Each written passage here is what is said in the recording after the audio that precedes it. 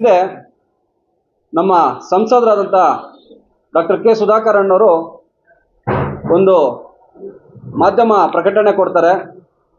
ಇದೇ ಚಿಕ್ಕಬಳ್ಳಾಪುರ ತಾಲೂಕಿನ ನಂದಿಗಿರಿಧಾಮದಲ್ಲಿ ಒಂದು ಸಚಿವ ಸಂಪುಟ ಸಭೆ ಮಾಡ್ತೀವಿ ಅಂತ ಸರ್ಕಾರ ಅಧಿಕೃತವಾಗಿ ಹೇಳಿರುತ್ತೆ.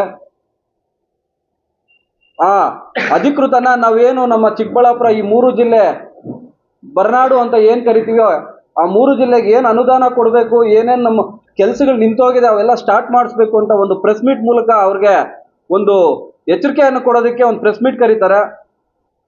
ಆ ಪ್ರೆಸ್ ಮೀಟ್ ಇನ್ನೇನು ಕೆಲವೇ ಕ್ಷಣಗಳಲ್ಲಿ ಸ್ಟಾರ್ಟ್ ಆಗಬೇಕು. ನಮ್ಮ ಸಚಿವ ಸಂಪುಟ ಸಭೆ ಬೇರೆ ಕಡೆ ಸ್ಥಳಾಂತರ ಮಾಡಿದ್ದಾರೆ ಅಂತ ಹೇಳ್ಬಿಟ್ಟು ಒಂದು ಪ್ರಕಟಣೆ ಆಗುತ್ತೆ. ಈಗ ನಮ್ಮ ಸಂಸದರು ಹೇಳ್ತಾರೆ, ಅವರು ಏನು 10 ವರ್ಷ ಏನೇನು ಕಾರ್ಯಗಳು ಮಾಡ್ಕೊಂಡು ಬಂದಿದ್ರು, ಈ ಕಳೆದ 2 ವರ್ಷದಿಂದ ಕಾಂಗ್ರೆಸ್ ಸರ್ಕಾರ ಬಂದಾಗಿಂದ ಏನೇನು ಆಗ್ತಿದೆ ಅಂತ ಕೆಲವೊಂದು ಪ್ರಕಟಣೆ ಕೊಡ್ತಾರೆ.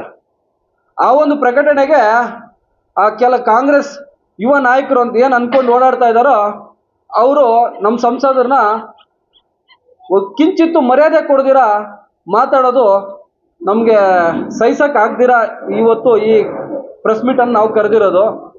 ಅವ್ರು ಹೇಳ್ತಾರೆ, ನಾವು ಪ್ರತಿ ಊರೂರಿಗೂ ಹೋಗ್ತೀವಿ, ಕಷ್ಟ ಕೇಳ್ತೀವಿ, ನಾವು ಪ್ರತಿಯೊಬ್ಬ ಪ್ರಜೆ ಹತ್ರನೂ ನಾವು ಹೋಗ್ತೀವಿ ಮಾಡ್ತೀವಿ ಅಂತಾರೆ. ಸೊಮೆ, ನೀವು ಊರೂರಿಗೂ ಹೋಗ್ತಾ ಇದ್ದೀರಾ, ಮೀಡಿಯಾಗಳಲ್ಲಿ ಬರ್ತಾ ಇದೆ, ಪ್ರತಿಯೊಬ್ಬರಿಗೂ ನೀವು ಹೇಳ್ತೀರಾ ಅಕ್ಕ ನಾನು ಆ ಕೆಲಸ ಮಾಡಿಸ್ತೀನಿ ಈ ಕೆಲಸ ಮಾಡಿಸ್ತೀನಿ ಅಂತ. ಆಯಿತು, ನೀವು ಯಾರ್ಯಾರಿಗೆ ಏನೇನು ಕೆಲಸ ಮಾಡಿದ್ದೀರಾ ಅಂತ ದಯವಿಟ್ಟು ಒಂದು ಮಾಹಿತಿ ಕೊಡಿ.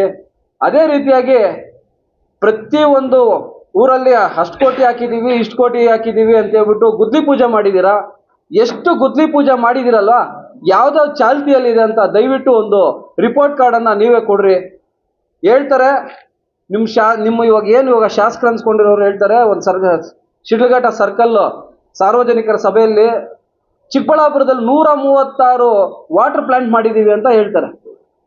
ಅದು ಎಲ್ಲೆಲ್ಲಿ ಮಾಡಿದ್ದೀರಂತ ದಯವಿಟ್ಟು ಸೊಮೆ ನಮಗೆ ಮಾಹಿತಿ ಕೊಡಿ. ನಮಗಂತೂ ನೀವೆಲ್ಲಿ ಮಾಡಿದ್ದೀರಾ ಏನು ಅಂತ ಇದುವರೆಗೂ ನಮಗೆ ಮಾಹಿತಿ ಇಲ್ಲ.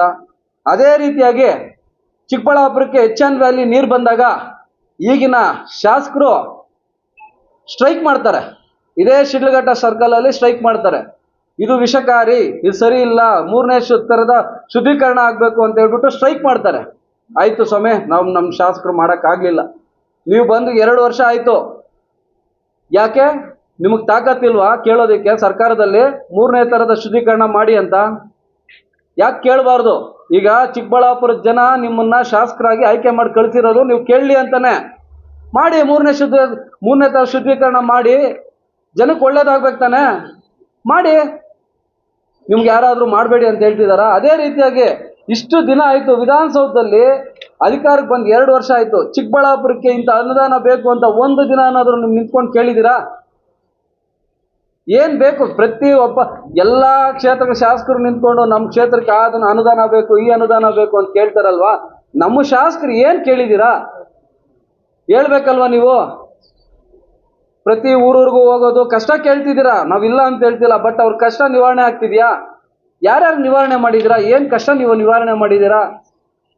ನಮ್ಮ ಶಾಸಕರು ಅವಧಿಯಲ್ಲಿ ನಮ್ಮ ಸಂಸದರು ಸಚಿವರಾಗಿದ್ದಾಗ ಏನೇನು ಅನುದಾನಗಳು ತಂದು ಏನೇನು ಕಟ್ಟಡಗಳನ್ನು ನಿರ್ಮಾಣ ಮಾಡಿದಾರೋ ಆ ಕಟ್ಟಡ ನಿರ್ಮಾಣಗಳಿಗೆ ಸುಣ್ಣ ಬಣ್ಣ ಬೆಳೆದು ಟೇಪ್ ಕಟ್ ಮಾಡಿ ನಿಮ್ಮ ಹೆಸರು ಹಾಕ್ಸ್ಕೊತಾ ಇದ್ದೀರಾ. ಇಷ್ಟೇ ಅಲ್ಲ ಸ್ವಾಮಿ ನೀವು ಮಾಡ್ತಾ ಇರೋದು? ಬೇರೆ ಏನಾದರೂ ಮಾಡಿ.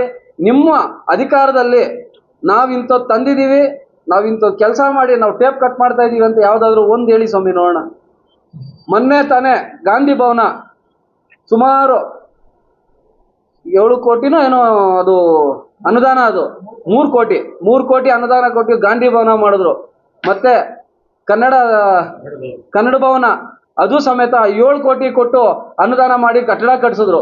ಅದಕ್ಕೆ ನಮ್ಮ ಡಾಕ್ಟರ್ನ ಒಂದು ಕನಿಷ್ಠ ಪಕ್ಷಕ್ಕೆ ಅವ್ರನ್ನ ಕರ್ಕೊಂಡು ಅವ್ರ ವಿಶ್ವಾಸಕ್ಕೆ ತಗೊಂಡು ಅಲ್ಲಿ ಕೂರಿಸ್ಕೊಂಡು ಆ ಪ್ರೋಗ್ರಾಮ್ ಮಾಡ್ಬೇಕನ್ನೋದು ಇದಿಲ್ಲ. ಬಂದ್ರಿ ನೀವು ಟೇಪ್ ಕಟ್ಕೊಂಡು ನಿಮ್ಮದು ಹೆಸರುಗಳು ಹಾಕ್ಸ್ಕೊತಾ ಇದ್ದೀರಾ. ಇಷ್ಟು ಬಿಟ್ಟು ಏನ್ರಿ ಮಾಡಿದ್ದೀರಾ ನೀವು?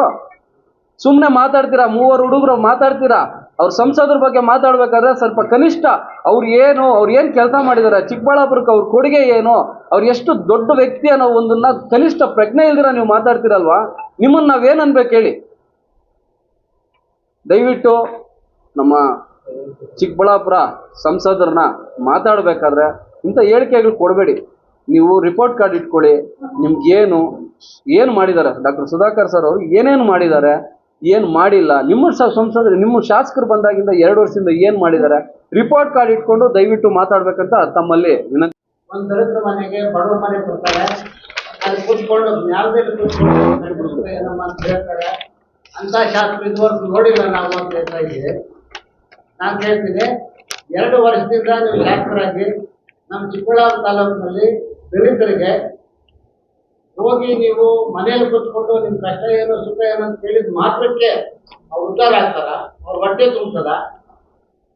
ನೀವು ನಮ್ಮ ತಾಲೂಕಲ್ಲಿ ನಮ್ಮ ಜನಾಂಗಕ್ಕೆ SC ಜನಾಂಗಕ್ಕೆ ಏನೇನು ಸೌಲಭ್ಯಗಳು ಮಾಡಿದ್ದೀರಿ, ಎಷ್ಟು ಮನೆ ಕೊಟ್ಟಿದ್ದೀರಿ, ಎಷ್ಟು ಸಬ್ಸಿಡಿ ಲೋನ್ಗಳು ಕೊಡಿಸಿದ್ದೀರಿ, ಎಷ್ಟು ಬೋರ್ವೆಲ್ ಕೊಡಿಸಿದ್ದೀರಿ, ಎಷ್ಟು ಪಂಪ್ ವಾಟರ್ ಕೊಟ್ಟಿದ್ದೀರಿ, ನೀವು ಡೀಟೇಲ್ಸ್ ಕೊಟ್ಟರೆ ನಾವು ನಮ್ಮ MP ಸಾಹೇಬ್ರು ಏನೇನು ಕೊಟ್ಟವ್ರೆ ಅಂತ ನಾವು ಕೂಡ ಕಡಿಗಿದ್ದೀವಿ.